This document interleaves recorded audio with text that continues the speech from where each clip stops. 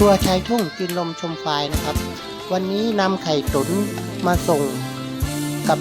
ลูกค้าประจำนะครับถึงบ้านเลยนะครับ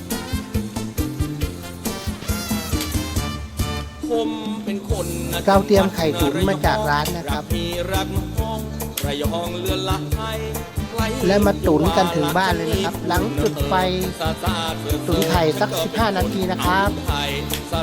รอเวลา15 นาทีนะครับคนระยองถึงแม้ว่าจะพูดเนิบแต่ทำอะไรไม่มีเนิบนามหรอกนะพอได้15 นาทีนะครับเราลองดูนะครับไข่จะฟูร้นหม้อนะครับหลังจากนั้นเราก็ทำการตกแต่ง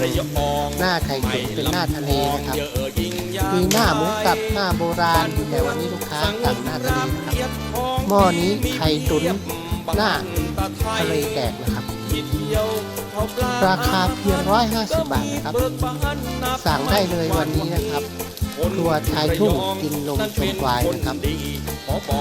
09222951168นะครับ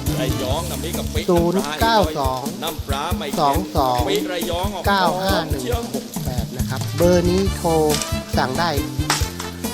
ตั้งแต่วันจันทร์ถึงวันอาทิตย์เลยนะครับหยุดทุกวันอังคารนะครับ